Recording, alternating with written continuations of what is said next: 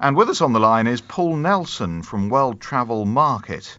And Paul, talking today about how people's travel habits have been affected by recent world events. Is there a noticeable change looking at the figures? People will continue to travel, particularly UK travellers. You know, we have a real desire to travel and particularly get that week or 2 weeks in the sun. But we are definitely seeing that, you know, with what's going on in the news, all from all different destinations all around the world, it does have an impact on where people want to travel. So as an example, you know, closer to home, the issues that were had with Tunisia and Egypt in 2015, 2016, early 2016, you saw Italy, Greece and Spain in particular really benefit from that. So a lot of capacity was moved from, as I say, Egypt and Tunisia, moved into those three countries, and you really saw those countries benefit because, in effect, they're countries that we've travelled to for a long time. We know really well. So as tourists and individuals, we feel safe in those countries. So yeah, you'll see, as I say, we're continuing to travel. We're continuing to travel in record numbers every year.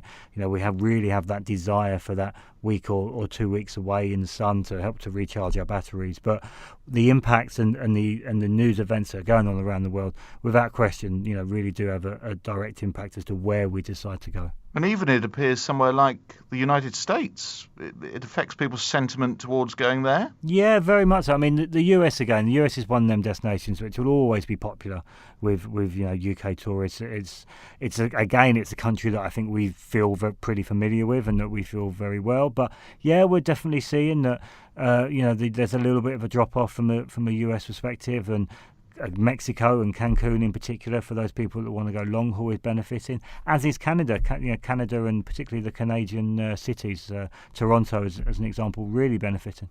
But we're running out of destinations, aren't we, if we talk about all these different countries? I suppose there are more people going to fewer places. Would that be fair? No, actually, it would be the complete reverse. So if you take, World Travel Market, which takes place down in London in a couple of weeks' time, 6th to the 8th of November, there'll be 182 countries and regions, which are basically all coming together under the one roof at Excel to basically sell their holiday packages. And there'll be £3 billion worth of business deals that are taking place. So the competition for mine and for your and also your listeners' business is fiercer than it's ever been.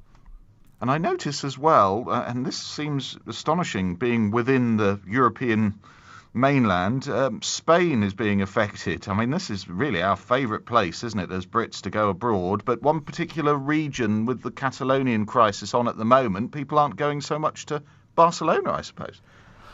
Yeah, we'll have to see how it all pans itself out. But if you take Barcelona as an example, it's quite an interesting case study in that Barcelona has 1.6 million residents, but yet it gets 32 million tourists every year. So on top of the independent referendum and their kind of move for independence away from Spain, there's been issues in Barcelona and kind of as far as tourists are concerned with what we call in the industry over-tourism, where there's almost too much capacity in the region.